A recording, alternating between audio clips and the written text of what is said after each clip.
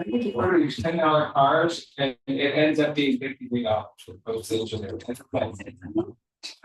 $10 card, do online checks. How did $10 Christmas card become $53? Shipping and tax. Yeah.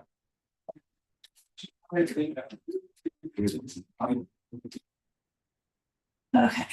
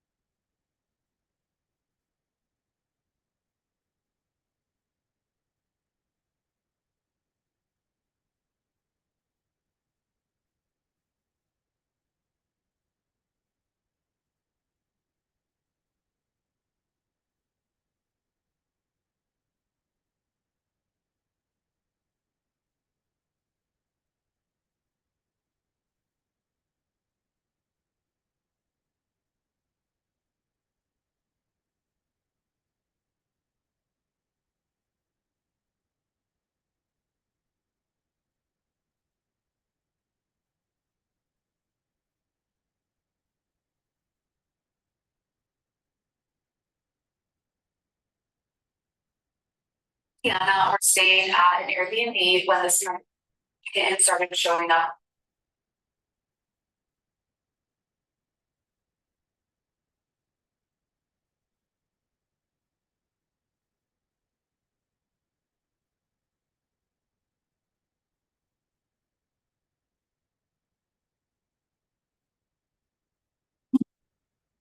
Hi, Liz.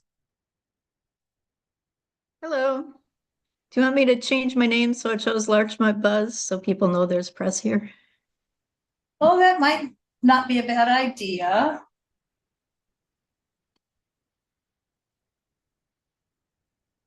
May not change anything, but yeah.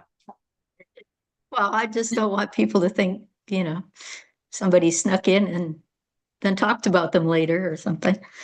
Well, that's true, but we're also live streaming on YouTube. So no one knows who's watching that. That's true. I did not know that you did that. Well, we do. I've never watched it on YouTube, but some people do. Okay. And yeah, but yes, it is polite to do that, to say. Did you see the email? I did. So don't want to talk about it in depth, but that grabbed other entity comments. Mm-hmm. So that is public and can be quoted, stuff that's in there? Yes, but I think some of the rude remarks might be not wise to. Okay. Just, or at least not attribute them. And let's see what we do tonight. Okay. But it was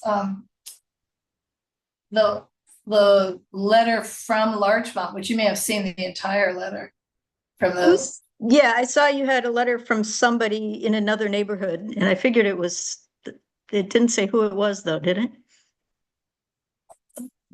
Not the version I said a neighborhood leader in Larchmont Village. Okay. But it was somebody named Sam. Sam Uretsky, yes. He's the president of the Larchmont United Neighborhood Association. I can certainly forward to you the full letter he wrote. But it definitely was. I may have a copy of it somewhere because I get all his. Right. Very. So I don't know if he meant to be quoted anywhere or not. He almost assuredly did mean to be quoted. So, right. In fact, I'll look. He may have sent me a copy directly, or I may be on a list that he writes to. So. Yeah. Because a lot of these are being forwarded around at this point. Yeah. So. Yeah, Hancock Park's got one going around. Miracle Mile's got one going around. Windsor Square has one going around. So. Exactly. So I've seen a number of them, but not all of them. So we usually get started about 5 minutes late. That's fine. Because usually only Steve and I are on time. Being Steve. Um, Steve, do you know Liz Fuller? Hmm. Well, first of all, you're mute. I Ted. don't think we've met. It's nice to meet you. Thank you. So Liz lives in West Adams Heights and is, if I'm not mistaken, still the treasurer of the West Adams Heights Sugar Hill Neighborhood Association. Mhm. But she's can I say properly, one of the founders of Larchmont Buzz? No, because we actually bought it from the founders many years ago. So I am a former co-owner, co-publisher of the Larchmont Buzz, who still writes for the Buzz. I spoke with Patty a few days ago. Oh, okay. Yeah. She told me she had spoken to someone. I didn't connect the name, but yeah. Was I? Oh. Okay. So, well, as long as we're just yakking, I have a question not related to any of this. Did West Adams Heights Sugar Hill decide yes or no whether it's going to have some sort of summertime block party? Oh, It's man. okay if the answer is no. The answer is no. And it morphed into this whole thing. It was like we'd start to talk about it at a meeting, and then people would start throwing out, well, instead of a block party, let's do this, but maybe we could do this, or maybe we could do that. But let's talk about it again at the next meeting. And so we'd bring it up at the next meeting, and people would have forgot what had been discussed before, and they'd say, no, we shouldn't do that. We should do this.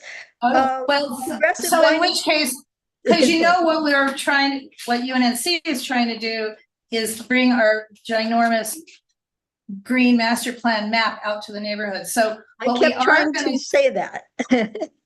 what we are going to do in partnership, and it could be in partnership with you guys too, because I'd like you to send to your list, in partnership with the Harvard Heights Neighborhood Association, we're going to have a no-host pop-up at the Black Line Coffee House, the one that Steve Wallace owns the building. Yeah. But we're going to have it at the outside patio, which Steve maintains control of, and therefore can say yes and has said yes sometime later this summer. But I'm hoping, I'll say, I would be hoping now that you too would, share with your folks. And Yes, so whenever absolutely. the date is, just to please come. And it'll be no hosts because we don't want to, We are deal with talking this. about having a Christmas party. Is that too late for you? Does it need to be this summer? Caesar would really like to move on to the next phase of the project, but Okay. I would really like to have the north side of the map filled in to the same degree that the south side of the map is filled in. Right now from the freeway south, it's hard to see the underlying street names because there's trees and gardens and shade structures, all the things that people could stick onto the map. And then north of the freeway, it's very sparse.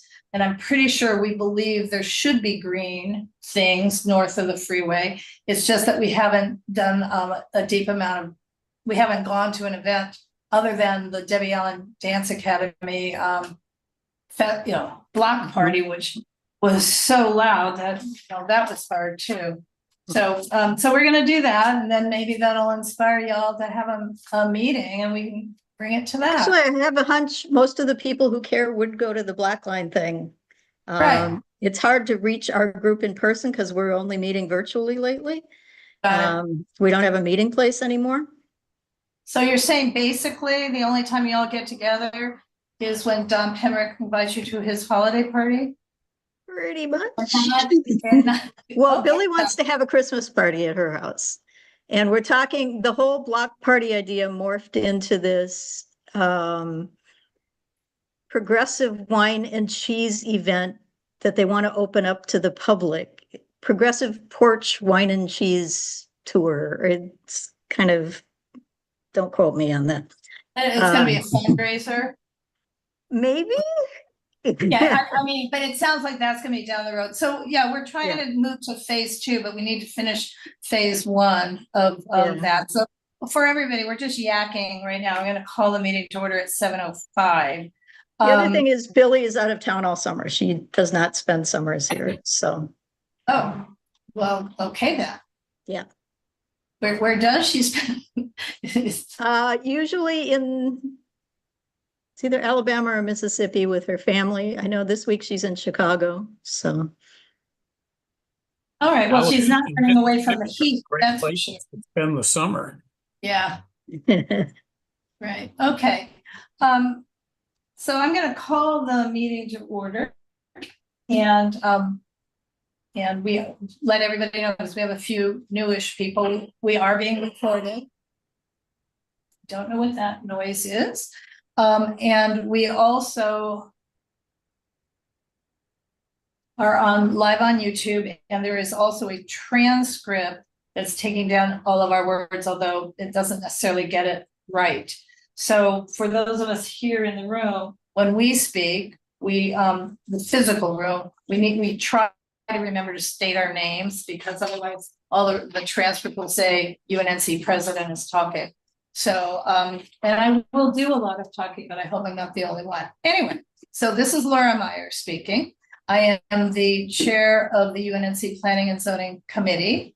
And I am also the president of UNNC, and I live in Angeles Vista. And I'm going to share the screen with our agenda and go ahead and do our introductions at the same time. So that would mean I'm going to ask our guest in the room, if that's okay, if you can introduce yourself. We're having a little issue here. Do you see a device that's giving us feedback? Okay, for everybody, I'm getting up for one moment. Gavin, there's a device of some sort giving us feedback. Yeah, get it up. Just remove it. Yes, ma'am, thank you. Thank you. Okay, would you mind introducing yourself? Colette, stakeholder.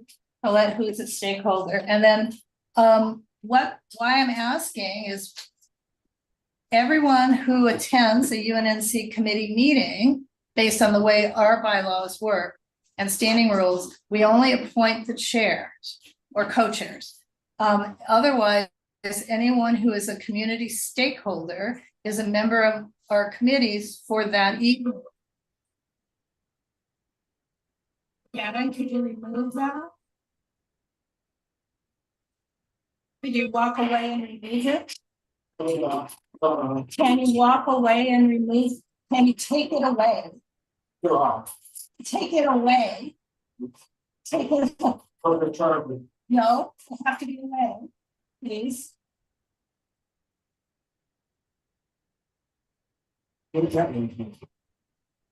Just please take it away. No, what's that noise right now? It's you.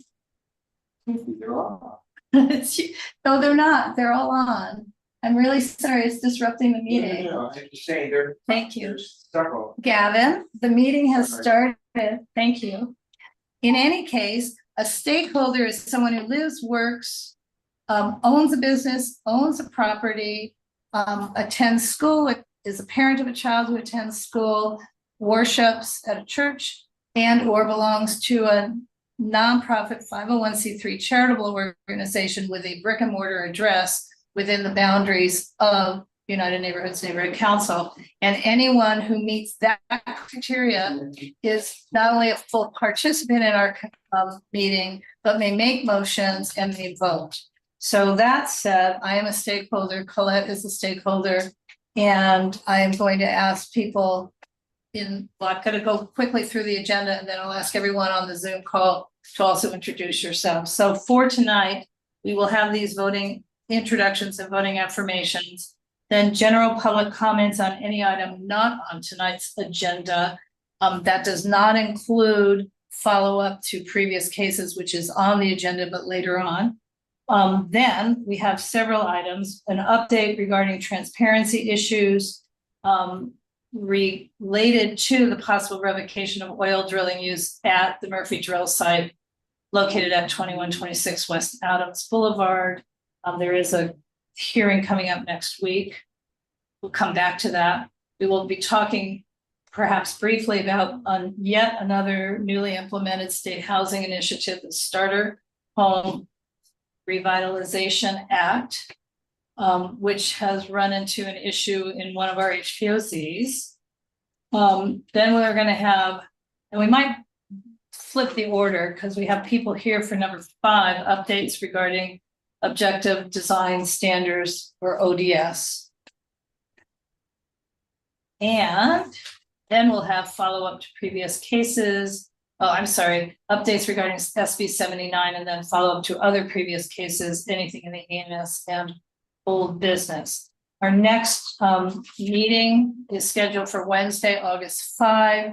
It's very likely we will have that meeting because I think it's very likely we will have some motion or another to take to the governing board the next night related to the oil drilling revocation hearing that's happening next week on the 23rd. Because UNNC has not yet taken a position. I don't know how long the case will be, file will be kept open. Okay. So I'm stopping the share and now we'll go back to introductions. So we'll start with Steve. I'm just saying you in the order I see. Steve Peckman, resident of Jefferson Park, stakeholder, and I'll vote if there's voting to do. Okay, Richard. If you're gonna, everyone can unmute at the moment. Good evening, everyone. Richard Parks, resident, stakeholder. Okay, Sun Min. Hi, everyone. I'm Sun-Min Lee. I'm a resident of Jefferson Park, Jefferson Region 6, stakeholder. Jane. Good evening. Great to see you, Laura. Jane Usher. Hi. I'm not a voter or nor am I a stakeholder, but I am a stakeholder in the Greater Wilshire Neighborhood Council and a member of its land use committee. And as Liz might know, and as Laura already knows, one of our initiatives that we're working on is to understand the objective design standards that have been proposed. So I thought this would be a good opportunity for me to hear your discussion, if you don't mind. Don't mind at all.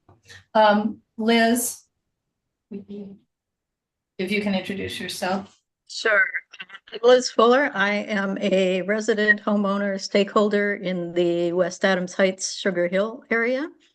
I am also here representing the Larchmont Buzz. We are covering the objective design standards, SB 79, this whole kind of ball of stuff that's going on right now, and interested in what people in other areas are doing and positions that are developing in other HPOZ rich areas. So I'm here for 2 reasons.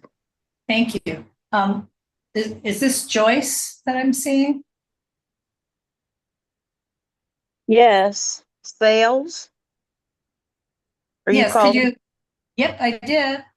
Could you Yeah, introduce yourself, please? Hello, everyone. I'm Joyce Sales. I am a resident of the West Adams Historic Neighborhood, and I probably am considered a stakeholder. I've lived in the area 20-something years and done all my business and personal things, so I don't know, maybe that'll qualify. If not, Just here I am. where do you live? Sort of an intersection. Adams, Arlington. Oh, absolutely. You're right in the middle. You are a stakeholder. All right, perfect. Okay. Thank you. We've had some other people come, but we're not done with introductions. So Sandra. Oh, hi. Good evening. This is Sandra Paul. I'm a resident of Jefferson Park. Okay, thank you. Teresa. Hi, everybody. Teresa Masonette from the West Adams Avenues. I'm a stakeholder. And Michael. Where'd you go? There he is up there. Michael. You need to unmute. We have an interesting photo, Michael, but we don't have your voice. Well, while he's figuring that out, that's Michael Kimbrough, who lives here in the Avenues. He's on the UNNC governing board and he is a stakeholder. There he is. Did I pronounce your name correctly this time? Probably not. Okay. Hi, Michael. Okay, so we may have some other people join the meeting as time goes on, but let's move on to general public comments. And again, this is on anything that's not on tonight's agenda and also which would not be considered updates to prior cases, because we'll do that later. So does anybody have any general public comments? Oh, good. Moving on. Okay. Teresa, not moving on. Hi, Teresa. Go ahead. Hi, thank you, Laura. I would like to request that the UNNC reactivate or reappoint its LAX board members. There's been an uptick in flights that are now coming after. It used to be before 11 and then nothing between 11 and 7, but for the past month or so, I'm waking up at 3 o'clock in the morning hearing low flying planes. So I know we used to have a representative that sit on the roundtable, the LAX roundtable, and if we could reappoint some people to advocate for us, that would be great. Thanks. Okay, thank you, Teresa. I'm not sure if we've lost our representative, but we certainly lost the reporting from it. So I'll check in on that. But Jeff Camp was the alternative. So for sure, we need to appoint at least one member to the roundtable. And the LAX roundtable is, as the name implies, people who are giving advice to the Los Angeles International Airports regarding, I assume, many issues, but why we're on the roundtable is related to the noise from the new routes of the planes. And I see Siobhan has joined us. We're still sort of doing general public comments and introductions. If you could introduce yourself. Siobhan.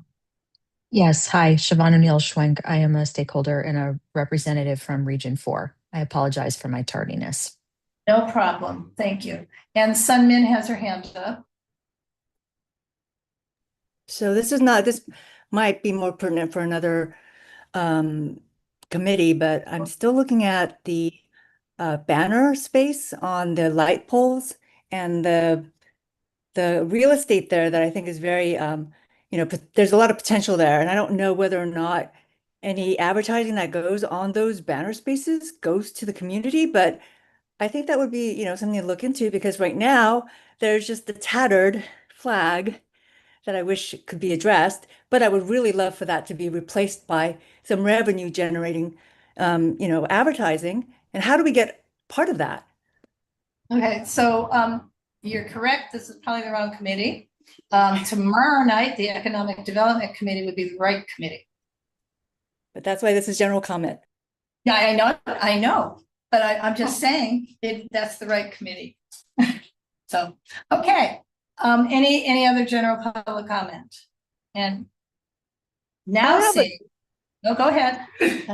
I have a question. This is Joyce Sales. There is across the street from the park, Potter Park on 2nd Avenue there's that corner lot that it looked like it used to be a community garden. Is anybody online familiar? You familiar, Laura? Yes, and Teresa's familiar with it. I don't think there's been an update. I think what happened is in the sale of the adjacent fourplex or however many apartment building, that lot is a part of the ownership of the apartment building. There was an easement. We don't know what happened, but it is owned by a new owner. And unless Teresa knows something further at this point, because she had asked me to look into it, so I think that's what we know. Yes, no, I don't know anything. The reason I'm asking is I volunteer, community advocate, and I've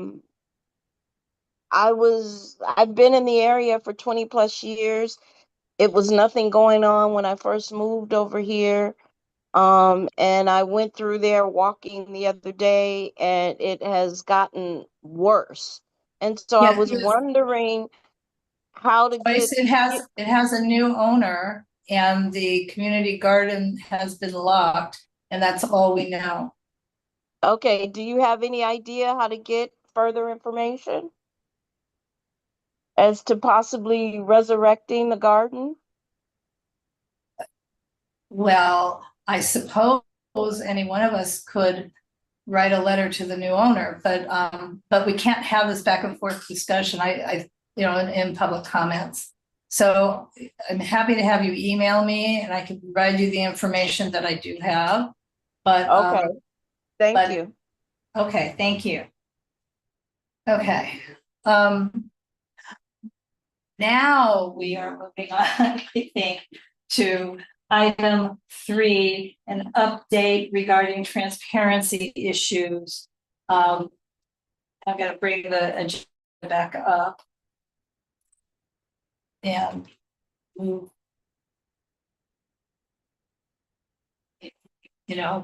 We've been doing this Zoom thing for so long and it still is troublesome to get to the right places on the agenda.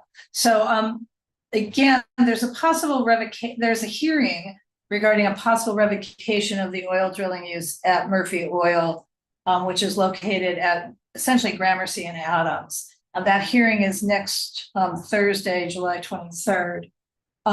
It's the business that operates there has generated numerous complaints, received various notices of violations from regulatory agencies. The city has responded by scheduling a public hearing regarding either, possible impositions of new conditions to abate the nuisance or actually to revoke the use. And we don't know what's going to happen. There's no crystal ball. The purpose of our agenda item tonight is to have a sort of update discussion. Our board, UNNC board, voted to actually request that city planning provide full case documentation well in advance of the hearing because it's really hard for anybody to respond to material that is not present. And as of now, there's only partial documentation that's been posted to the case summary portal, which is where one would normally see the documentation. We have been engaged with UNNC have been engaged with the drilling site and many of the related cases for more than 20 years, and including most recently for the PA 6 that went to the South LA Planning Commission in 2024.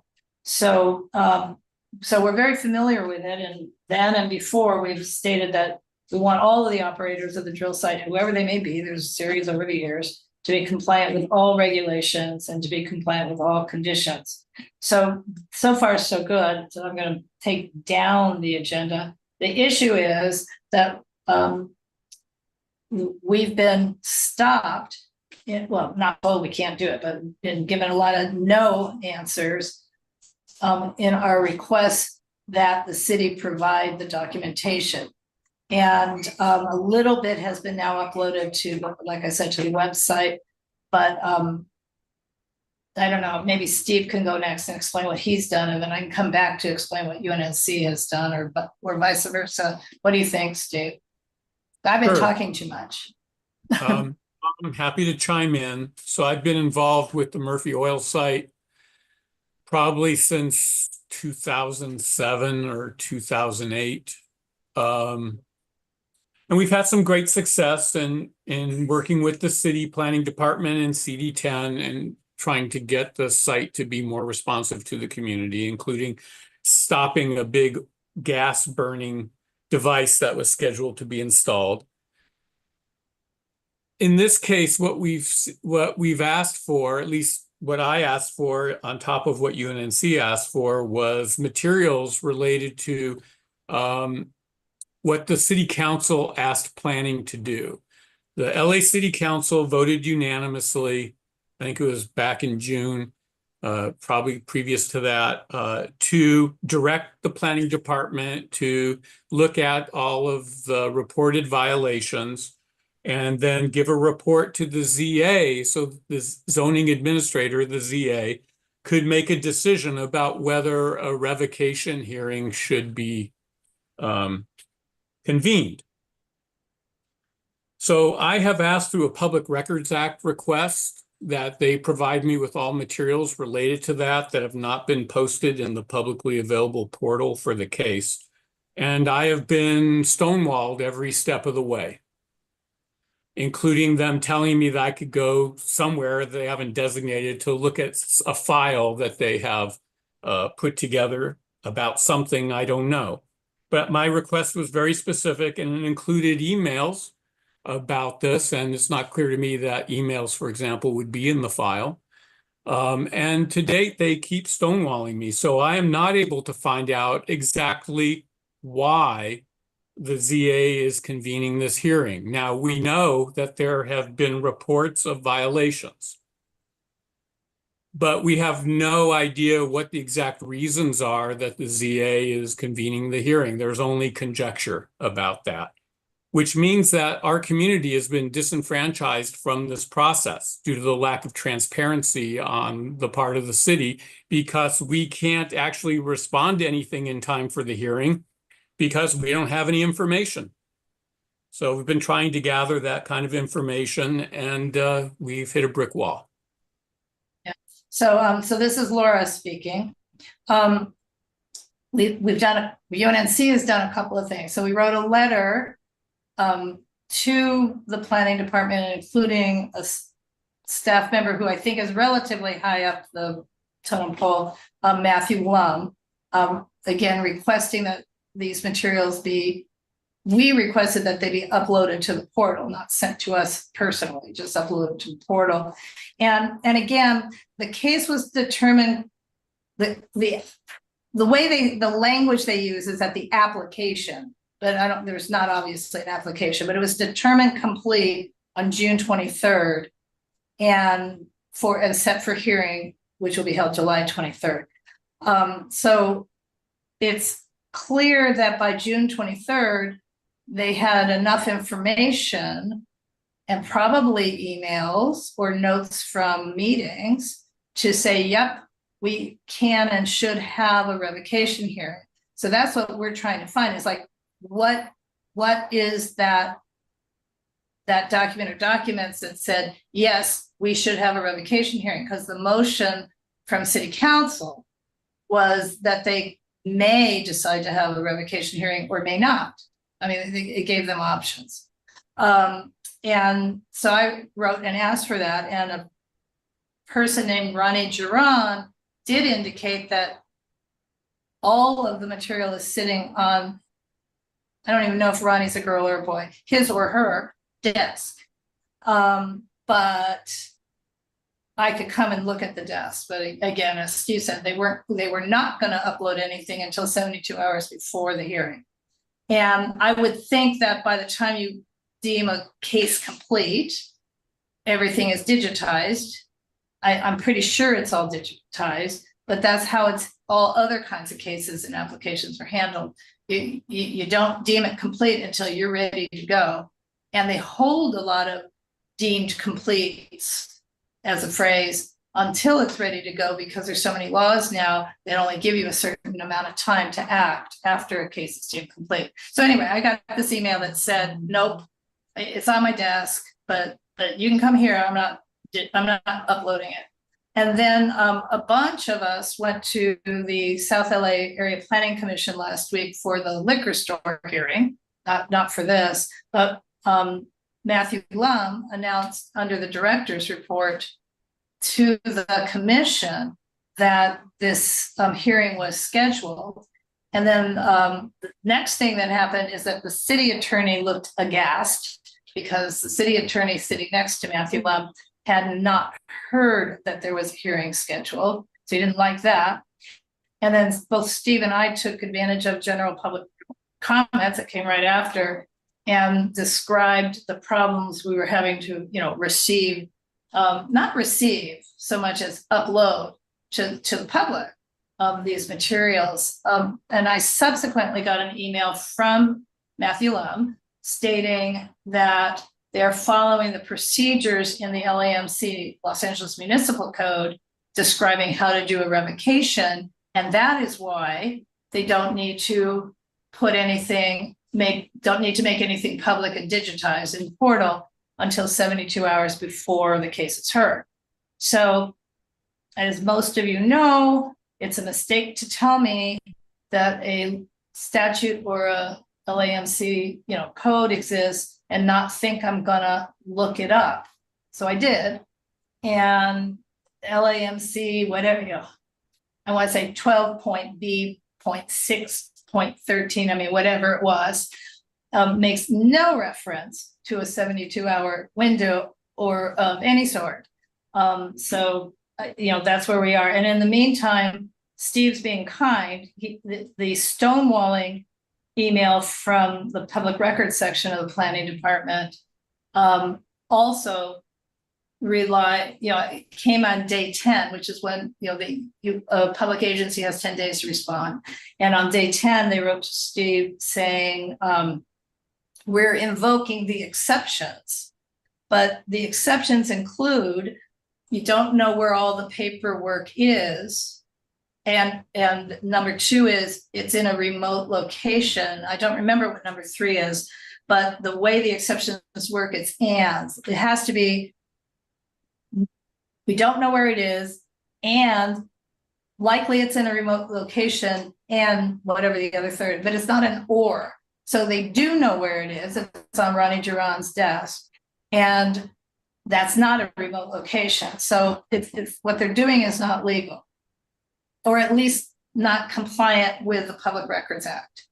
So that's our update. Now that UNNC is so involved with just trying to get the records, we never, at our board meeting, we never got around to taking a position, but also because we don't exactly know, again, what is the actual reason they're doing a revocation hearing rather than a compliance letter that has specific, something that was in this LAMC code was that the zoning administrator should be sending a letter saying, here's what's wrong, and here's your compliance date, and you must be in compliance by this date. And then if you aren't in compliance, we can call a revocation hearing. We don't know if that letter was sent because it's certainly not been uploaded if it was, but it could have been sent. Last not least, the oil company is also saying that they've been told they can't have anything in advance of 72 hours to respond to. Again, that's what they have told us. I don't know if it's fully truthful.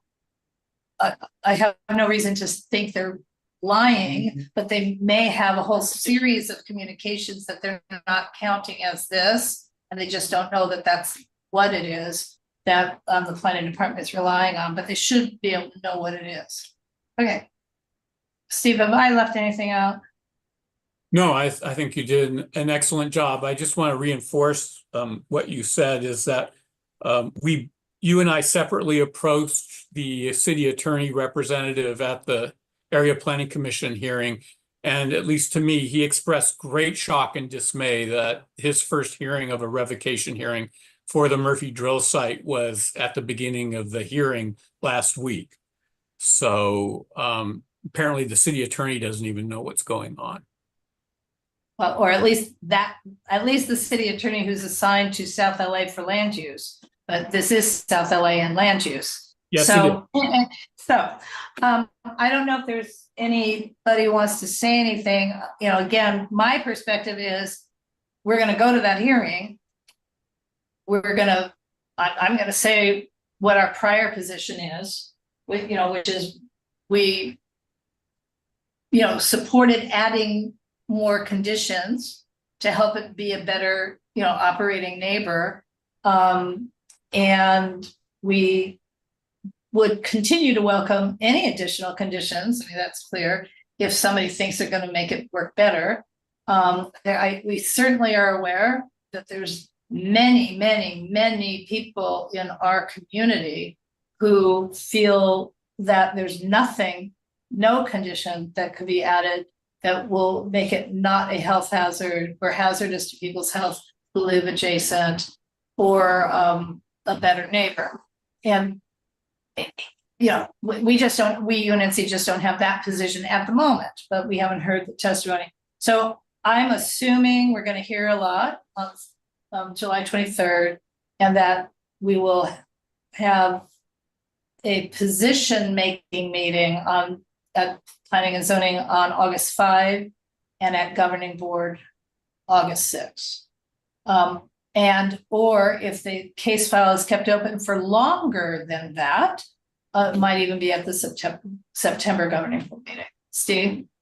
I'll just add that the governing board did vote to reassert that all existing conditions should be applied to the operator and to all subcontractors of the operator. Correct. There was a letter in the related file in the PA 6-1A file that basically a memo to file from a different person who's been involved with a different planning staffer who's been involved for several years with this site, that basically said that the big issue was a third party subcontractor doing a pipeline cleaning, and they do it apparently once every 5 years, and violated all kinds of conditions, and that Edver, the planning staffer, was recommending that a condition be added that would require, should be obvious, but that anyone working on the site, not just the operator EMB, but any subcontractor or subcontractor, you know, anyone engaged to be doing work on the site must follow all conditions. And you're right, I think we did vote on that. Absolutely did. Okay, because there were a lot of motions, and I know I'm supposed to track it since I'm managing the meeting, but you know, it's hard. I have Go ahead. the motions if you need them. Oh, I have a transcript. I just, you know, I guess I do need them because I probably will have to say that at the hearing. I will send Okay, it. does anybody else have any comments? Colette, I would just like to know, was a community impact statement submitted? Not for this is Laura speaking. We have not submitted and will not be submitting a community impact statement for the zoning administration hearing on Thursday, next Thursday, because again, we don't have any materials. And we can't do a CIS without a vote on the works of the CIS. So that's why I'm saying we'll have to have another meeting. Anybody else? Let me further answer, Colette. On the other hand, we have hundreds of pages and letters from the year 2014. So there, in the past, Colette speaking, there was a community impact Previously. statement previously. Yeah, probably not a community impact statement, probably a resolution and then just letters to the ZA, because community impact statements are specifically for council files at city council, and this has not gone to city council in a long time. This has been at commissions and zoning administrator. Okay, anyone else? Richard, did you have anything? Because I know this is you probably want to share, if Richard, you're still here, share some related information about your Saturday event. If you're here. There Yes. Hi, Laura. Yes, sure. We're going to be hosting a town hall meeting this Saturday at Holman United Methodist Church at 10:30. I can see if I can drop the link here on the phone to on my phone to RSVP, but it's really an opportunity. We're going to be reviewing the violations at the Murphy drill site. We're going to be reviewing the nuisances that neighbors have experienced. We're going to be reviewing just some of the health research that's happened, very specific peer-reviewed health research around the Murphy drill site that talks about. The research shows a loss that residents living around the drill site typically have a loss of lung capacity in the range of 10 to 12%. which is equivalent to what you would expect someone who's exposed to secondhand cigarette smoke. There's another study that looks at diastolic blood pressure and finds that diastolic blood pressure increases every 100 meters closer to the site that you live. And finally, a third study that's looked at toenail samples from more than 600 residents for evidence of heavy metal signatures that are characteristic of oil extraction. And in fact, finds very clear evidence of toxic trespass into the bodies of residents. So, there will be just a lot of information to help residents get ready and to prepare to participate in the public hearing. Okay, thank you, Richard. And I'm assuming that you are in the same position as we are, which is the specific documentation has not been available to you other than what we see in the case summary. Yeah, I've been following this very closely. So this went to City Council in January with a motion. And so we've been tracking it since then. And then, we've been tracking very carefully through public records request, regulatory action that, the different agencies have been taking. So, but in addition, I don't have any other additional information, and everything you've said, Laura, fits 100% with what I've been told too, is that we won't have the staff report till Monday. And Right. if it wasn't for your advocacy, we wouldn't have any of the documents that we do have available now up online. Well, either ours or possibly Kamani Black's at Council District 10, because he was pissed off as well. So yeah, because what we don't understand is why. What's the secret? I mean, it feels now that they're just kind of digging their heels in.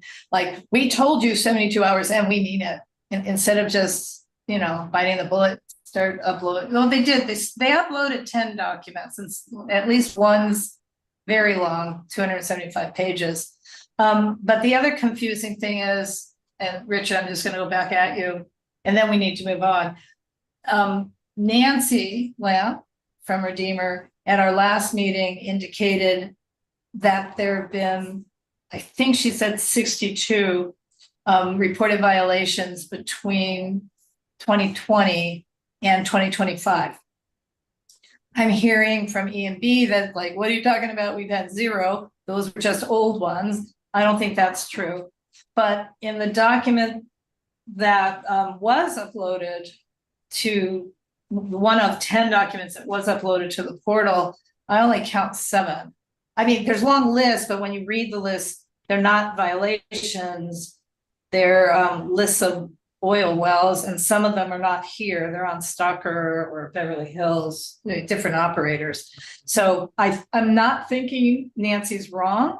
Again, this is why we wanted all this stuff up in advance so we can see what's the story. But at this point, because we have so many other things to deal with between now and then that are unrelated, including the next agenda item, excuse me, I think we will just have to content ourselves with asking for the zoning administrator to keep the case file open for a lengthy period of time. So, okay. Anything else?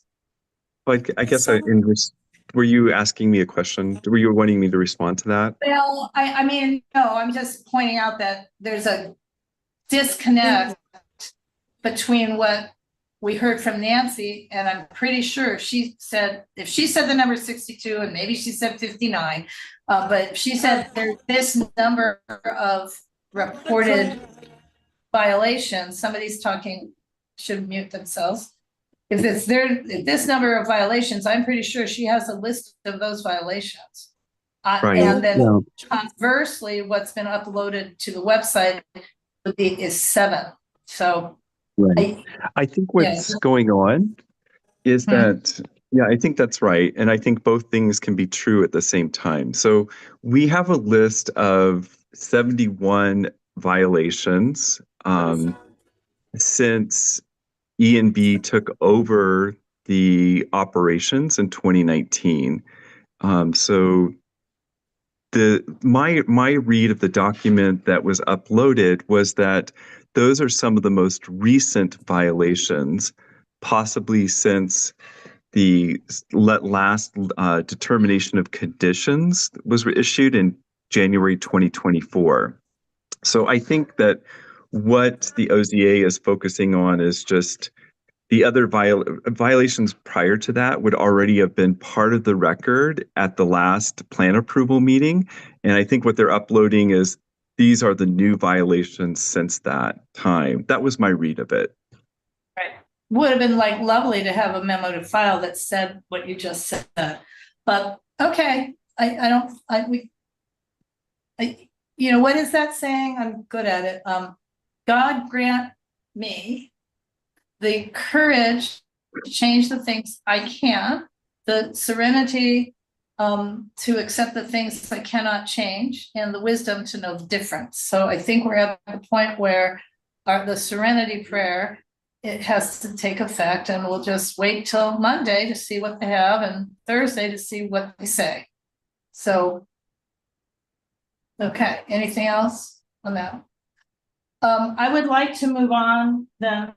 I would like to jump over item 4, which is the Starter Home Revitalization Act, and move on to item 5, because I know we have people here for that. Updates regarding the Objective Design Standards Initiative. I've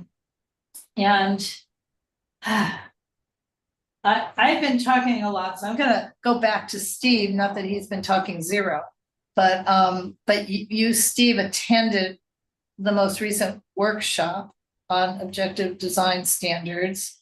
And I guess I'd like to have you tell people what this is, what objective design standards are or are proposed to be, but also I would like to know, was it a workshop that ended up being interactive with people allowed to have discussion, question, answer, or was it 100% presentation? So I'll answer your second question first. It was a PowerPoint presentation that 2 or 3 representatives from planning presented, along with John, is his name John Boari? Yes, John Boari. Yeah, so he was participating in it as well. And then you were allowed to write questions, and then they chose what questions they wanted to respond to verbally. So you got an email today stating they did not record the session. That's correct. But which is pretty surprising.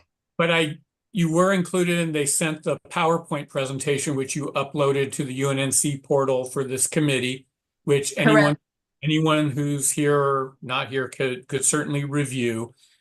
For people who don't know, objective design standards, the whole process that they're engaged in right now is a result of a standard public policy practice, which is when you have governing bodies, you want to give them enough flexibility to make decisions that are resonant and address the circumstances of the day. If you write them too specifically, as circumstances change, you kind of paint yourself into a corner of inability to do anything, or you become too restrictive when flexibility is required.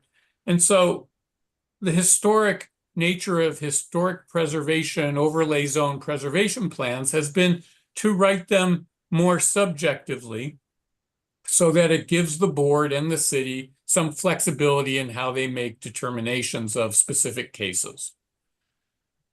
With the changes in state law and city attorney interpretations, it has become clear that the planning department, and I'm trying to be generous here, has felt handcuffed because they believe there are very few objective standards in the existing preservation plans, because they try to do what good public policy people do, which is make them with flexible standards. And so they're saying that state laws and city attorney interpretation is that the preservation plans are too flexible and you need objective standards that could be known by anybody at any time just by reading them of what you can and cannot do in terms of a project within an HPOZ. So the city got a grant and has been engaged in this process of trying to create modifications that would be globally applicable to all 35 historic preservation plans across the city that include objective design standards for in residential infill and new construction, if I remember that correctly, and I can look that up. I have it here. New residential and mixed use infill, sorry. That is consistent with all the current state laws. And so they have created draft objective design standards. They had focus groups, which I and maybe some others here participated in. They've had at least, I think, 2 workshops now about it. And unfortunately, the way the city does its workshops is it's not, as Laura indicated, where there's the ability to have a discussion and give and take. It's essentially you have to write questions in the chat of a Zoom webinar, and then they decide what they're going to answer and how without any follow-up or very little follow-up. So I attended the last Objective Design Standards workshop, which was at the end of June. The PowerPoint that's uploaded is there. That's what they presented. There were numerous questions, mostly about things that people didn't read from the drafts. There's an overriding principle that I want to bring up here, which was brought up in the focus groups and in people's writing to the planning department, which is many HPOZs, and Jefferson Park included, the Friends of the Jefferson Park HPOZ have written about this. There are objective standards in our HPOZ plans, which if you read the plan carefully, you would see them, which is a prevailing standard that's knowable and mathematically known. So for example, it's easy to know what the prevailing standard for height is in any given HPOZ. It's a mathematical equation. All you have to do is figure out the height of each building. That's a contributor in the HPOZ, and then average it out, and you get an average height, right? In the Jefferson Park HPOZ, it's like 1.5 stories. There are over 2,000 structures in the Jefferson Park HPOZ, and there are 5 that are taller than 2 stories. So it's easily and objectively known, but the planning department has said, no, it's not. So they want very specific things said. And if you look at the PowerPoint, you can see what they're up to. Let me see if I can find the PowerPoint here. I had it on my desktop a little while ago, but it may be gone now. Yeah, I could probably share it. I have it here. If you allow me to share it, I can show it. And then you can see some examples. Okay, you're co-host now. Okay, great. So I will try to share this document. Maybe I have too much open on my. Right. Well, while you're doing that, this is Laura speaking. UNNC has been engaged in trying another public records search on this one since December. And I ended up doing a personal public records research with the SCAG, Southern California Association of Governments, and did get all the materials that the city had prepared as its grant application for this project. And one thing that struck me, aside from the fact that the planning department wouldn't give it to us, is that they, in every iteration, there's been went over a couple of years to get the money to do this. They interchangeably use the phrase historic districts and HPOZs. So they're now saying that the grantor, which is SCAG, Southern California Association of Governments, won't let them apply these standards to any kind of historic district except HPOZs. And there's absolutely nothing in the language of either the written grant application or the final grant granting of the grant, that actually says that. It just continues to interchangeably say historic districts or HPOZs. There are some who would say they don't want these applied to other historic districts because the current version is so bad. But at this point, the other historic districts, which would be California Register, National Register, are character residential overlay zones, which are required to use Federal Secretary of Interior standards. They're orphaned because the Secretary of Interior standards are not objective. No one would argue that they're objective. They're very flexible. So, they're orphaned. This isn't very good. That's an understatement. And I think a lot of people are just scratching their heads as to why the city has spent so much time and other people's money to create this document rather than spending the time to do what other cities did, which is interpret the Secretary of Interior standards to the specific conditions on the ground in Sacramento or San Francisco, create objective standards based on the Secretary standards, and or go through the 35 plans with the respective HPOZ boards and just line edit plans to be objective. Why did they do this? Okay, go ahead, Steve, you're ready to go. Unfortunately, that's a mystery that we'll probably never be able to solve. So here's the objective design standard draft. And as you can see, what they're looking to do is create a checklist for applicants. So either you say, yes, your application is in compliance with the objective standard, or it's not. And if it's not, it doesn't mean you can't do the project as you want. It means that you don't have the clear pathway to approval. You would have to go through the HPOZ board process. So if you meet the objective standards, then planning could just sign off on it. So for example, the objective standard number 1, a primary contributing building shall not be demolished. Yes, no, not applicable. Primary contributing building shall not be relocated. These are things you just cannot do. And if you want to try to do it, that has to go through the full review and not a ministerial review. You can just go back. Then number 3 is, this is Laura speaking, and new infill projects on contributing parcels shall be located behind the rear wall of the contributing primary structure. Problem. An infill project is not on a parcel that already has a building. There's a pretty traditional, transparent, standard definition of an urban infill project. It's not on a lot that has a building on it. Yeah. Right. So they're redefining, just kind of hidden in this, what the heck an infill project is. There shouldn't be an infill project.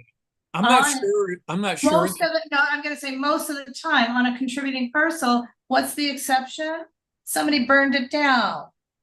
Right, so it's a contributing parcel because on Zemus it says contributor, but there's no there.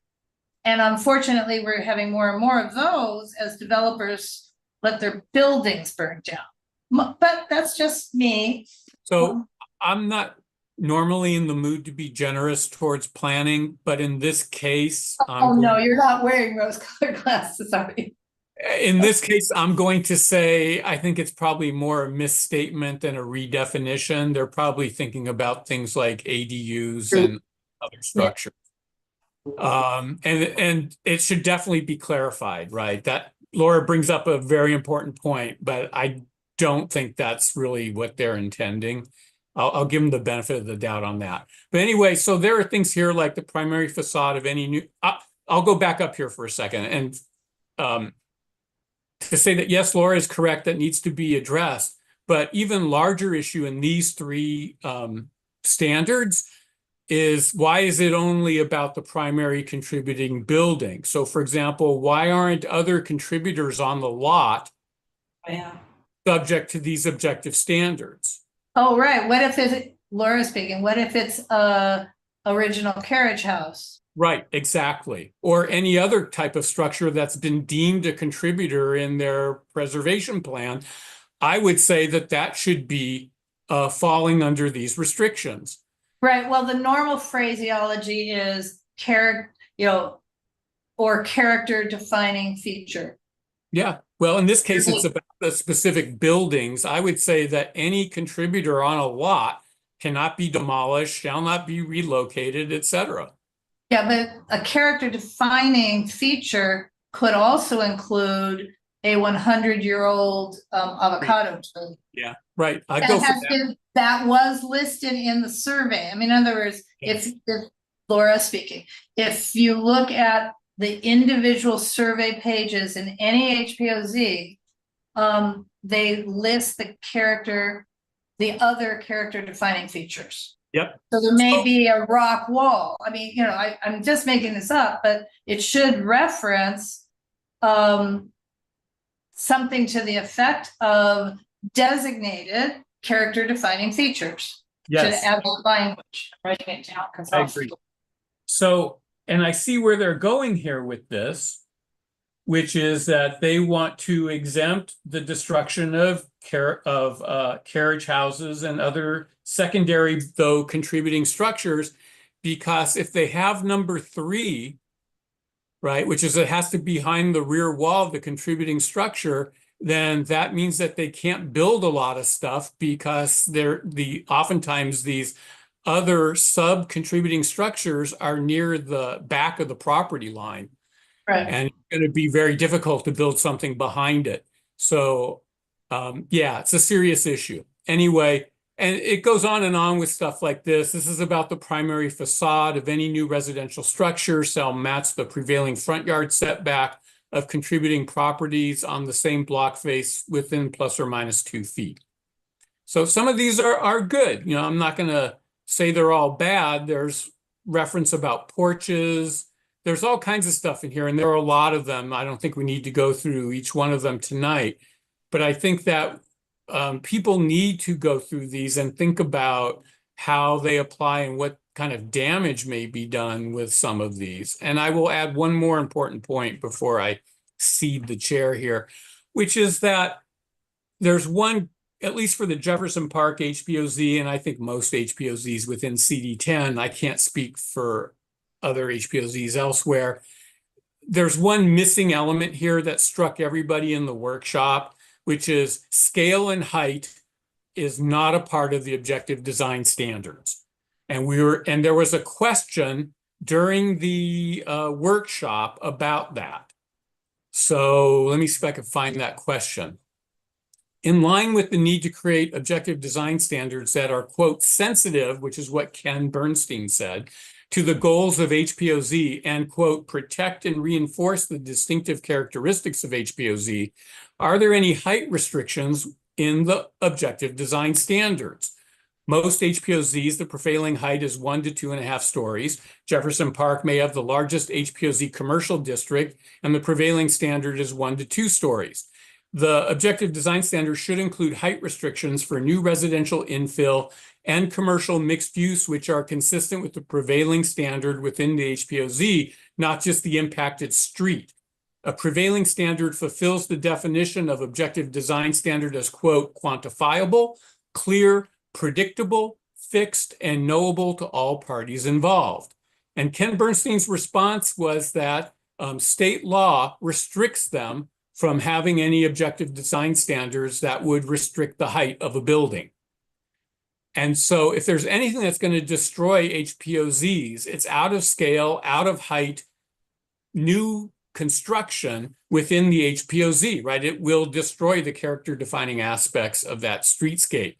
The Jefferson Park HPOZ has already seen applications approved for 6-story buildings in the middle of our HPOZ that are totally inconsistent in design, height, scale, and massing with the HPOZ prevailing standard and our plan.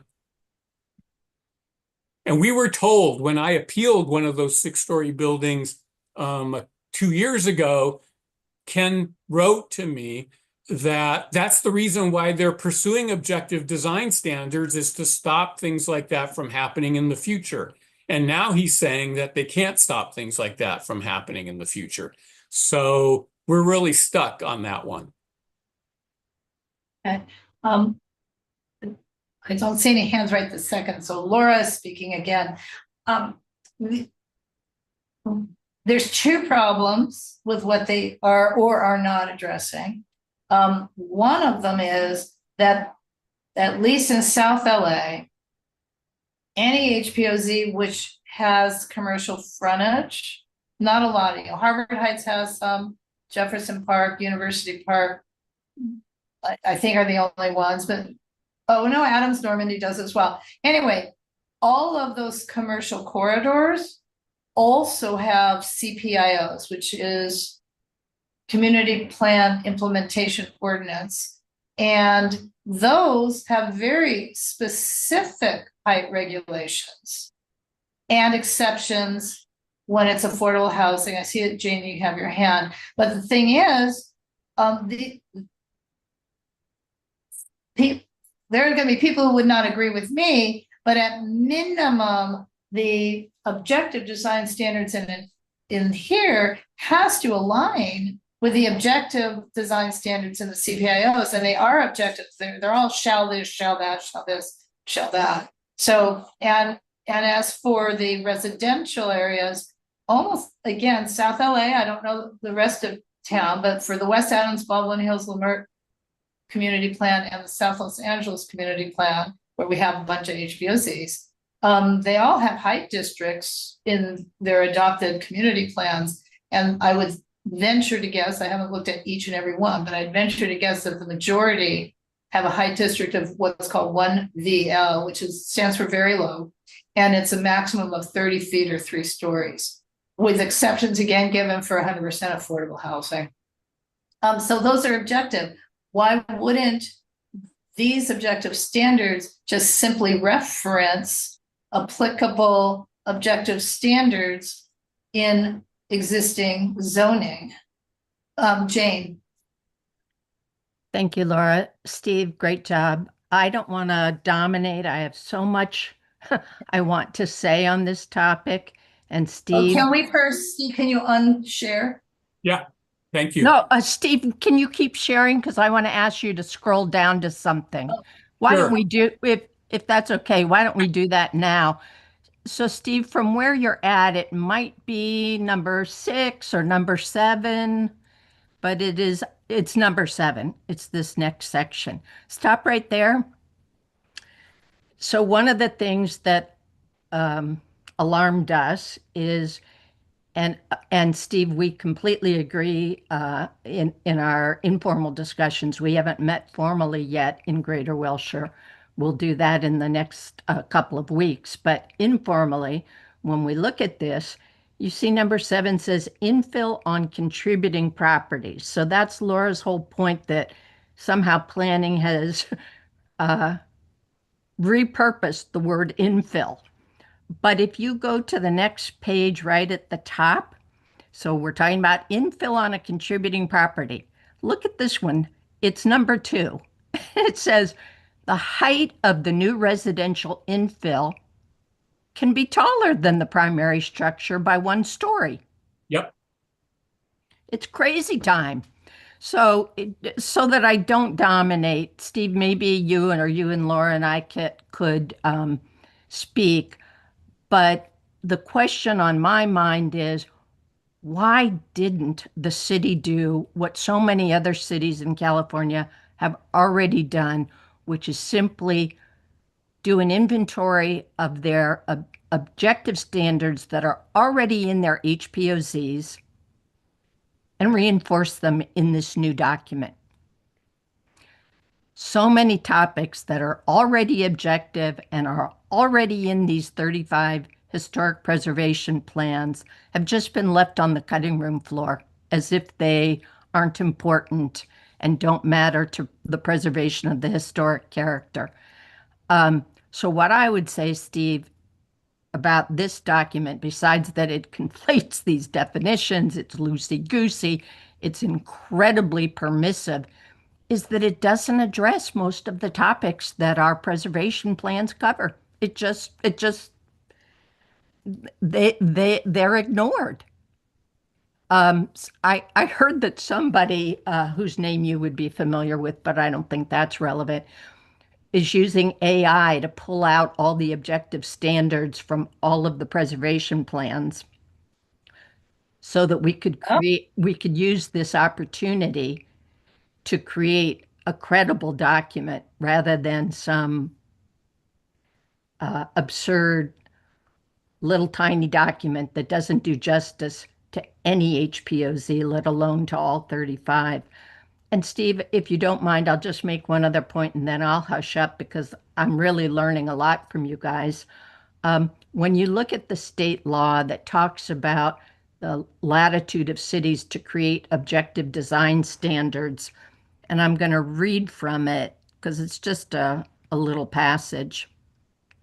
It gives the cities tremendous latitude on topics that the city can choose to write about. So it says local municipalities and HOAs are allowed to enforce objective standards regarding building height, setbacks, architectural review, such as requiring specific pre-approved building materials or styles, and landscaping, among other topics. Cities are allowed to prescribe the maximum size of these additional structures, the maximum square footage and height. So whatever Ken is telling you, I don't know where he's finding it, but he's reading out of a different state statutory framework than I am. And I really think that we all need clarity. What is the city's mission here? It appears, I'm going to say something a little broad brush, but because so many of the topics that are important to HPOZs aren't covered at all, and some are covered but pitifully, we're asking, what is the city's assignment? What is the city trying to do here? Those are great questions, Jane. And I guess my question to you and Laura and everyone else here, given the aggressive timeline that the city claims it's on, are the horses already out of the barn? And what can we do to corral them back in or try to make some substantive changes? So, for example, you indicated that there's a group of people using AI to go through all the HPOZs and find the objective design standards. Seems to me that could take a while to put together such a document. Do you have any suggestions or what you might be thinking about in terms of how to stop or get them to slow down a little bit so we can get all this addressed? Well, this is Laura speaking. They already asked for and received a 6-month extension from SCAG. The only timeline is one that's given by the Southern California Association of Governments, who gave them the money, because they already have blown the state deadline for having objective standards in place. That's in place. It's already in place. So Yeah. they So we should have- move fast, but Yeah. they're saying the grantor is the one who gave them a deadline. Yes. So, Steve, my facile but sincere answer is, since these standards are so inadequate, they miss the mark, they're a missed opportunity, they leave all of the important standards on the cutting room floor. My view is at this point, and others can easily differ, my view at this point is to push, push, push, push, and expose, because I think they are very surprised, they being planning, I think they are very surprised that we have figured this all out on our own and are becoming so vocal. Because, Steve, just to pull the curtain, bring UNNC members behind the curtain. In Greater Wilshire, our HPOZ representatives were in meetings with city planning and were told that these standards would only apply to ADUs. Right. And if you think we were foolish to believe them.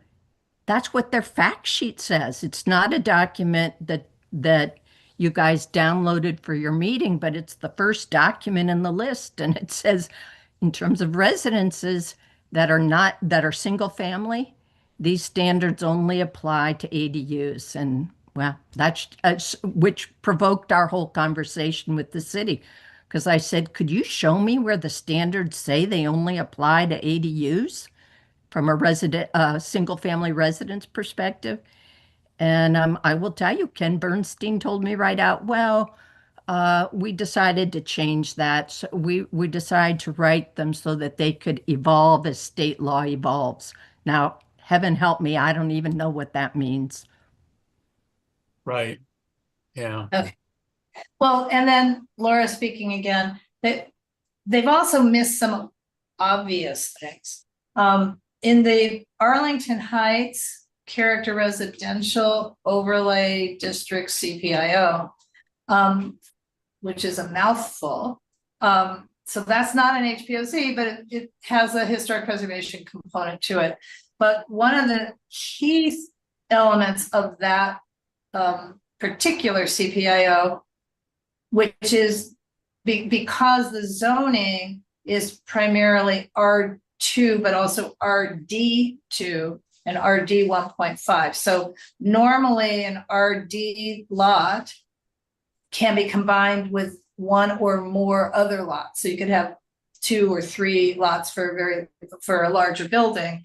It's called a unified development. So in the CPIO, it does not forbid a unified development, but it specifically says, however, the building or buildings must, the one big building in effect has to be shaped like a lot of courtyards because it must honor all of the setbacks. So not the setbacks just on the side, but for each parcel in a unified development, there needs to be the other setbacks.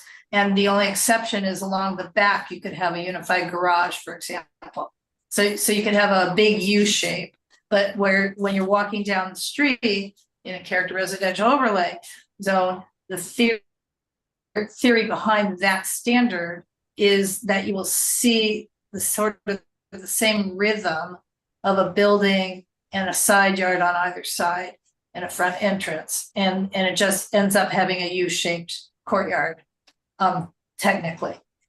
And that should be true. I mean, maybe that exact rule shouldn't apply, but they aren't addressing unified lots either. And they should, because one of the things the state law has done, state laws, plural, would allow unified lots. Another thing I didn't see, I don't think they have, is any reference to lot coverage. But in any case, UNNC's concern that we had written to them early on, one of our concerns is that a lot in Stonehurst, which is an HPOZ out in the North Valley with little made of stone houses on relatively large lots, 8 to 10,000 square foot lots, versus Gregory Ain, mid-century modern, versus Jefferson Park with typical 5 to 6,000 square foot lots versus Lafayette Square, which now we're back to very large lots, but large homes. You need to address lot coverage in some sort of objective way, but not one size fits all. And I feel that if there is addressing in this, it's one size fits all, because if you have 70% lot coverage in Jefferson Park, looks very different than, oh my God, 70% lot coverage in Hancock Park would be a monster mansion with, or maybe 70% is bad either way, but they're not addressing it. And there's got to be a way to address it. One of our other stakeholders who's not here tonight, but sent me an email, which was a copy of an email he submitted to the planning department already. One of the things he spotted was a discussion of the front walkways with a minimum width of 4 feet. And it's like, well, wait a minute, that's kind of narrow in our neighborhoods. I mean, the front center walkways are usually much wider than that. So I don't know what HPOZ would have narrow walkways like that. I don't think any. Anyway, so I think they don't even have in the specifics very, very good coverage. Anyway. I'll just add that there are certain sections of the ODS or ODS, as I've been calling them, that do carve out for the two mid-century modern HPOZs, the one in Mar Vista and the one out in the valley. Balboa And Islands, yeah. Yeah, and that is about windows and garages and things like that, because the whole design system of those houses are very, very different from the rest of the HPOZs in the city. Right, but again, it's not just that. It's the Victorian neighborhoods don't look like a Lafayette Square or a Hancock Park. But I'm using it as an example that they've used this opportunity to actually make some HPOZ specific standards. But only some. Oh, I'm Yeah. being so, but I want to go back to the notion of AI because it didn't even occur to me. I remember, Teresa, remember that, how many pages was that document? 760 something, the park needs assessment. And you did something in an AI program and it read through and highlighted stuff, what, in about 10 minutes? Yeah, more or less. Right. So why couldn't they have applied an AI program to each of the 35 plans? Not to pull out whoever's doing it to pull out things that should be in this plan, but why couldn't they use AI for each of the 35 plans to convert them? It would need human editing, but to convert them to objective standards. Because frankly, the plans I'm most familiar with are Jefferson Park and University Park. And both of them are extremely objective and specific, except for the fact that they use should instead of shall in many cases. But they're very clear. And you sit in I've sat through a University Park HPOC board meeting where staff had said there's only 12 objective standards in your entire plan, and I can find 12 on a page. So I think it goes back to Jane's question, which is what was the goal for planning in developing this document? And that's been like many things regarding city planning at this point, there's very little transparency. Right. Well, I will say it was interesting. Since I did that public records request with SCAG, it was interesting to watch the iteration of the grant that finally gave them this money, because the initial grant proposal by the city did not include this. But some of what they wanted, they were asking, there was a particular category of funding that's available up to a couple $2 million. And they got rejected on some of the stuff they were asking for. And it was SCAG that suggested that they look for something else, and they agreed to come up with the missing middle was the something else. And somehow, as that grew, these objective design standards, not just for missing middle infill projects, which are infill projects, this HPOZ thing got added almost as an afterthought, to make sure they could get the full amount of money that would be available in this particular category of granting. So when you say what's their motivation, so sad. The motivation was to get the whole grant and not just parts of it. I mean, to be blunt, because again, they ended up getting the full amount that they had applied for in the first place. Only what they're doing is completely different than what the original application was for. I get it, and the background's important, but then it begs the next level of question, which is, okay, they got their grant, they included ODS. So what's the goal for how they developed the ODS and what they ended up with as this draft? They're trying to achieve some kind of goal through what they're presenting to us, but they've been opaque as to what that is. But it seems to me this is more destructive than helpful. Well, yes, Laura speaking. And also, they've resisted every step of the way of doing true public outreach. That's and I correct. appreciate that you went to, you mentioned it, the focus group, but they conducted 5 or 6 focus groups after they were asked to do full public outreach. And the participants in the focus group were hand selected. They did not send out any sort of outreach saying, would you like to participate in a focus group? It was hand selected people, good people, people I respect. I lurked in the background of one of the focus groups only because of the shared computer at my office. Because, my working partner was in the focus group. So I walked back and forth. I don't mean I actually watched the whole thing, but that's not outreach. And then that said, I think at least the one I half observed and the one you went to, which you told me about, they didn't listen to what people said. This does not incorporate any of the discussions that were a part of those focus groups. Right. And then they went and presented and did a workshop at the Neighborhood Preservation Conference at here in West Adams at the in February at the church, and there it was full and it was nice, and they asked people to do it was sort of like a design charrette, and it was great, but none of that was included in the final document.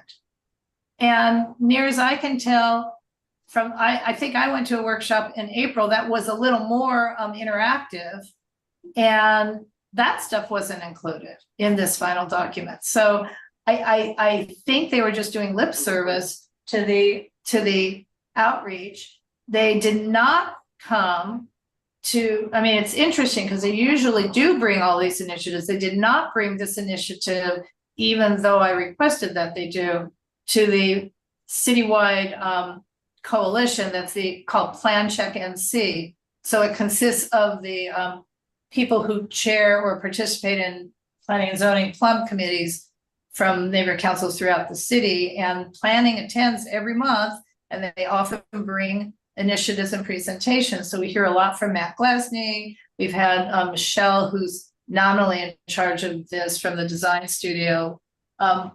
We've had them on other things, but they did not bring this to Plan Check. And therefore, other neighborhood councils who might have an interest were not even necessarily informed of this. And it's been very insidery, but that said, they're still not listening to what those insiders have to say.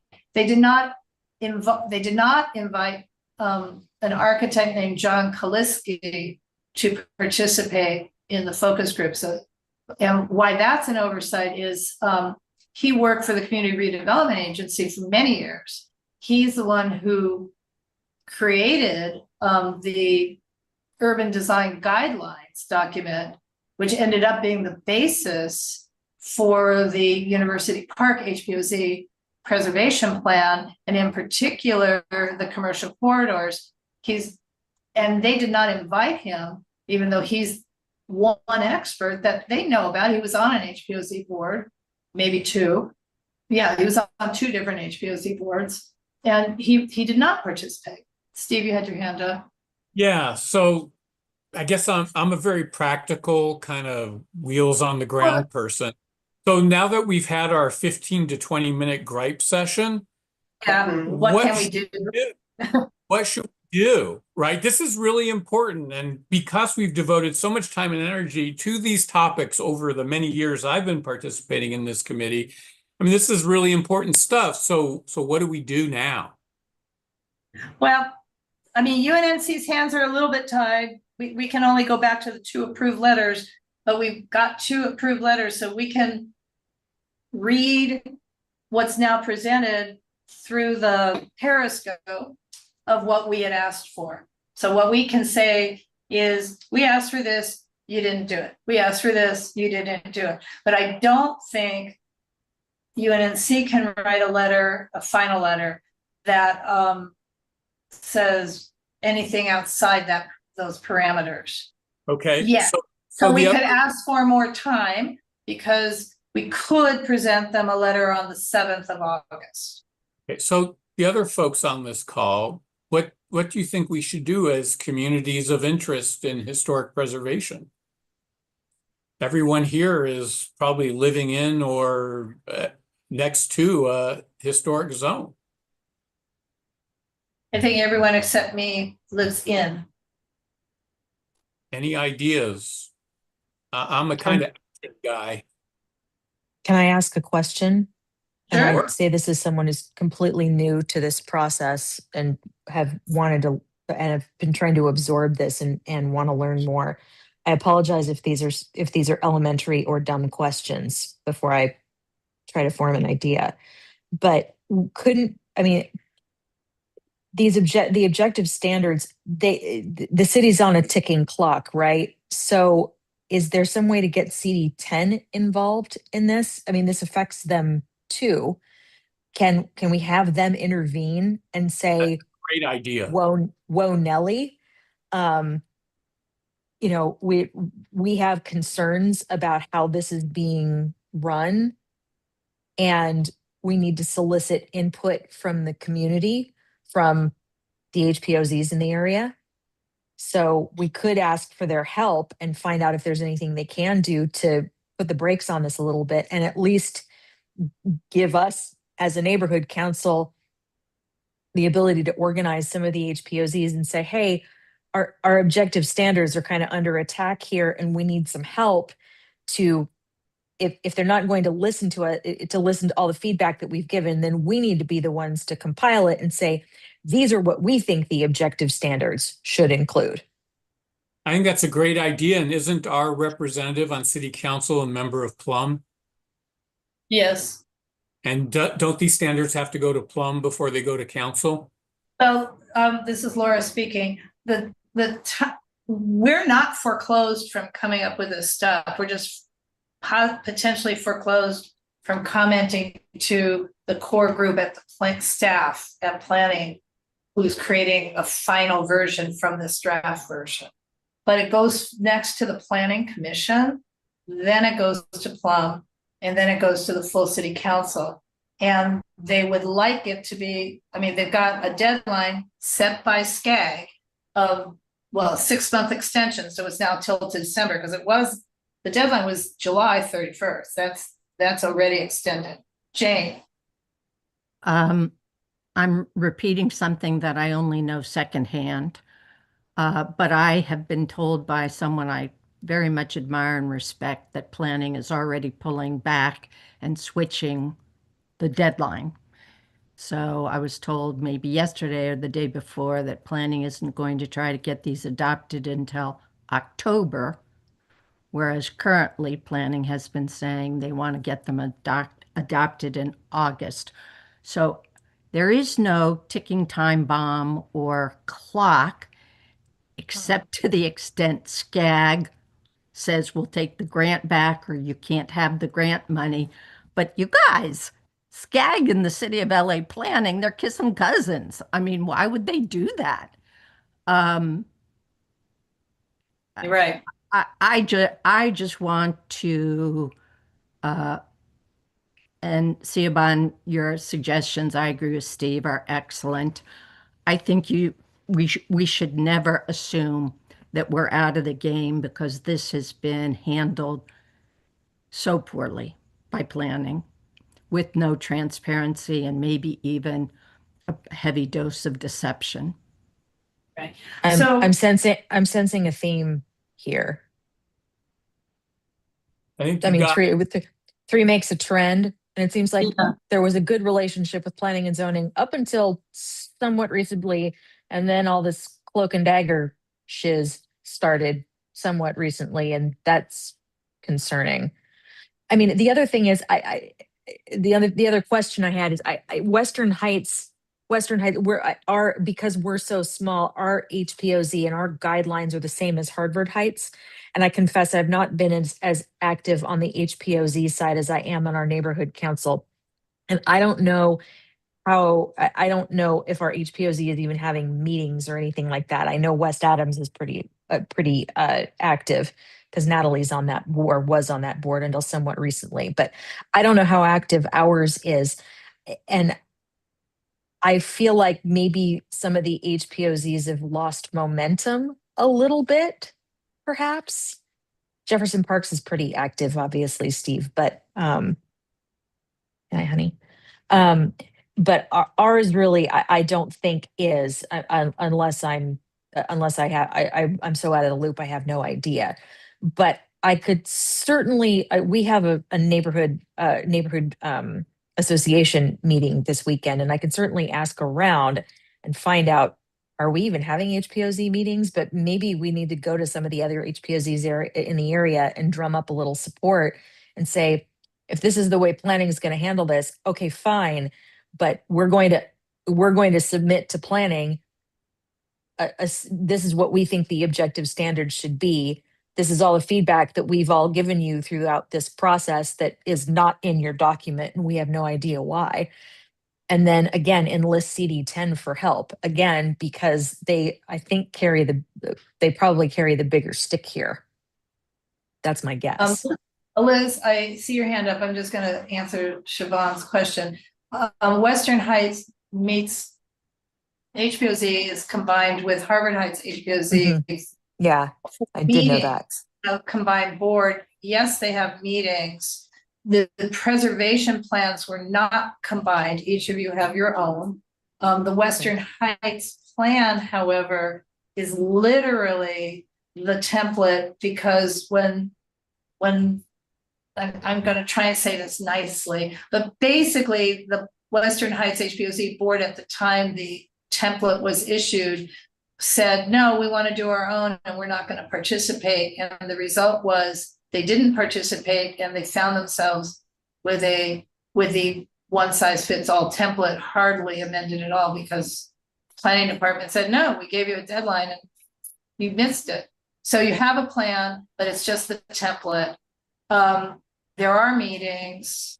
The HPOZ that has few meetings, it's not even really an HPOZ, but the North University Park specific plan, which operates under the HPOZ ordinance, hasn't had a meeting, I don't know, in a year. It's been a long time.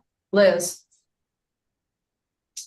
Just wanted to add a couple things of clarification. The Western Heights and Harvard Heights, as you said, HPOZ board are under the umbrella of the same HPOZ board. And that includes West Adams Heights, where I am. They do meet twice a month, or they have scheduled meetings twice a month. But I've noticed, I look at the agendas every time they come through, and they seem to be canceling about half their meetings for lack of agenda items lately. And the other, usually when they do meet, it's only one or two very quick agenda items, but they do meet, they do have regular meetings. You can sign up to receive their agendas by email.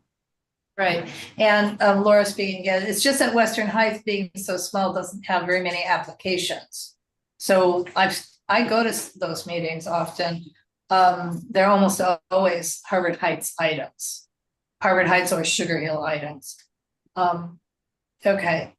So one thing I'm thinking is we could, in our UNNC commentary, if we could pull it together, we could include photos of sort of the poster child, the children, of things not to do, because obviously one of the concerns is the lack of a height limit for in HPOZs. And we can have very robust conversations about what that should or should not mean or look like on commercial corridors. So Steve and I are not in agreement on that, because my view is put the height on the commercial corridors and not in the middle of the blocks. You know that, but I think we're all in agreement that a 5 or 6 story building on a single 50-foot wide lot in the middle of a designated historic neighborhood doesn't look right. And there are examples of that. For example, on Magnolia, just south of Adams, in the middle of the first block south of Adams, you have little house, little house, little house, little house, all historic. And then you have a 6-story building, which was an ED1 project, but it's a good good bad poster child. But I think we could include in commentary images of what we don't want repeated and which the current draft version would allow. You know, whatever, not just a pipe. I mean, there's probably some other things. You know, I don't know beyond that. Jane and I had done, or I had said to Jane, not back and forth, you know, what should we do for advocacy? And, you know, obviously, I think the advocacy needs to be at the planning commission and in particular at the city council level, because I think we'll have a little more traction at city council, maybe. But the important thing is that these, for us, our HPOZs and other historic districts are in South LA, and I'm saying South LA broadly, very broadly, south of Pico. You take away the protections and you're once again harming communities who have dealt with all kinds of harm for decades. And getting the HPOZs in place, and most of them in one fell swoop when Nate Holden nominated a whole bunch and worked with his colleagues. So South LA got a whole bunch, not including Jefferson Park, of HPOZs in one or two single years, was a way to stop the degradation that we had been experiencing, you know, forever.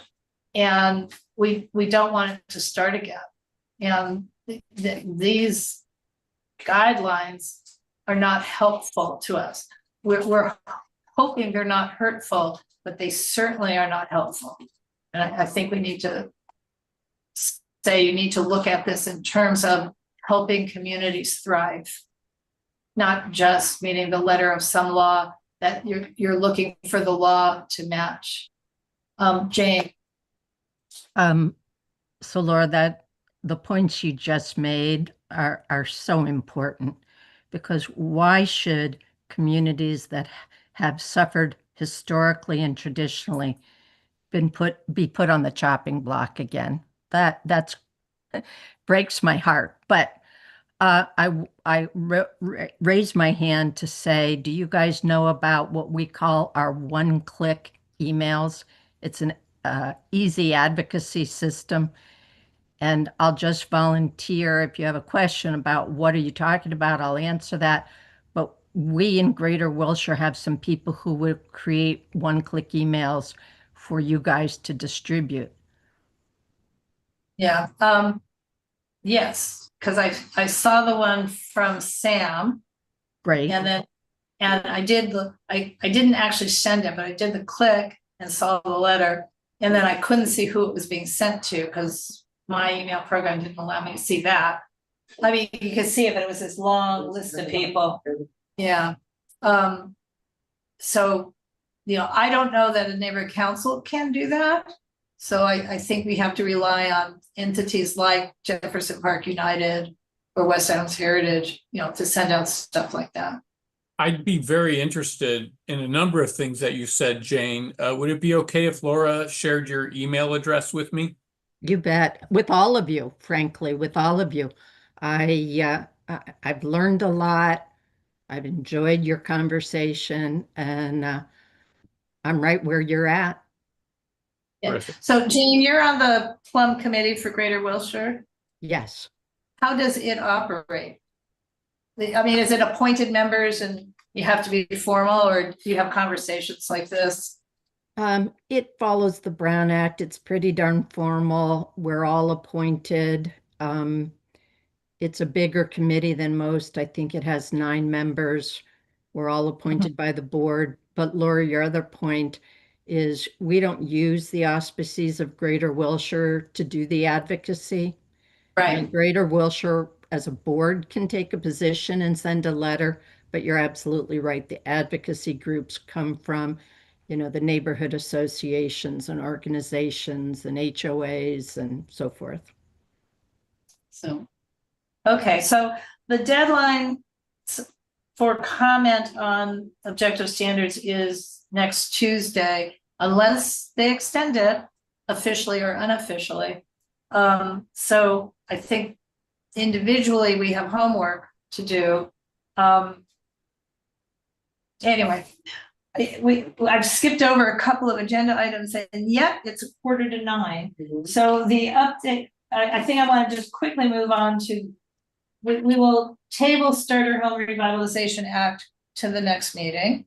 And the update regarding SB 79, well, it actually is in the agenda. The mayor signed it. It's effective. On the agenda, I put the website, which has the complete information, including the maps. For our purposes, our area generally is in the deferral component for SB 79, meaning somehow by the year 2030, the city will figure out how to rezone whatever it's rezoning to meet the SB 79 guidelines, but we're deferred until then. More importantly, the intersection of Adams and Crenshaw has been removed from the SCAG map for SB 79, and as well Lafayette Square, because essentially the northern extension of the Crenshaw K line has now, it's not on hold. Well, it never was going to happen before the year 2041, so it was questionable why it was on the maps that they were using for SB 79, why the route was on the map at all, because we'll be at SB 79.50 by the year 2041, or else everyone will have been kicked out of the legislature and we won't have these laws. But they've taken the route off the map. So how that's pertinent to us is that West Adams Terrace, for not just till 2030, but really is off the map. So it's not in a radius for SB 79 at this point, and presumably not in 2030 either. The intersection, obviously, of where Crenshaw and Expo and Jefferson, I mean, that area is definitely a hub for SB 79, but already was a TOD, and the zoning that is currently allowed, the density that's currently allowed within that radius is more than what SB 79 would provide. So there's no change there. Are there any updates to prior cases? I have one. You have one, Steve. Well, we have the same one. I want to thank the UNNC Planning and Zoning Committee and the board and Council District 10 for its support in advocacy regarding the Circus Liquor Arlington case. It went before the Area Planning Commission, and the commission denied the appeal to allow them to sell alcohol later and to remove the requirement for a licensed uniformed security guard. So those of us in the community really appreciate everyone's support on that case. It was a big win for our little community. And so thank you very much. I'll just add that this was very unusual hearing because the appellant and the property owner didn't even show up. Right. It's very unusual. And then Laura has an update. You all may recall that Councilmember Heather Hutt nominated the Mary Clay School at 3911 West Adams Boulevard to be a historic cultural monument. The hearing is tomorrow at the Cultural Heritage Commission in City Hall. The nomination was prepared by the Office of Historic Resources, Rafael Fontes. It is excellent. If you're saying, what is the Mary Clay School? It was the first Black-owned non-sectarian or sectarian private kindergarten for African-American families here in Los Angeles. And what had happened, I mean, it's a really excellent nomination. It's an important aspect of essentially civil rights history. I mean, another piece of civil rights history that's been a hidden gem all these years. The house itself, the physical house that is now still used as a preschool, actually, adaptively reused starting in the 1930s, changed from residence to school, is a contributor to the HPOZ, but that was for architecture. We never knew the story behind the walls, right?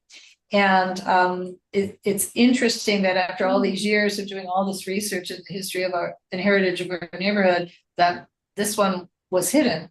And hidden in plain sight because 2 board members at UNNC both attended that school. Donna Jones attended that school, but none of them realized the significance. Well, they were little 5-year-olds. They didn't know the significance of the school they were attending. So anyway, that's a cultural heritage, the commission tomorrow, along with, unrelated to us, but related to me, along with the 4 years in the making, the Grant Venerable nomination. And you've probably heard me talk about this. Grant Venerable being the first African-American to graduate from Caltech back in 1932 and was an inspiration here in LA at the time. The newspaper, the California Eagle newspaper did a big profile just the week before he graduated, calling him out as a person who was inspiring for his race. And he led an illustrious life after that. Anyway, his house is on the what can I say, on the agenda as well tomorrow for cultural heritage. And that is, I don't think I have any other follow-up. Anybody have anything else? Thank you. Okay, well, with that, we will adjourn and probably have a hefty agenda again, unfortunately, on August 5th. Thank you. So, thank you, everybody. And, can you let Stephen know that I'm sending him the email chain? Okay, Stephen, well, you have his email? No, I don't. I'm sending it to Jefferson Park, HPOZ. No, send it to me. SR Peckman at Gmail.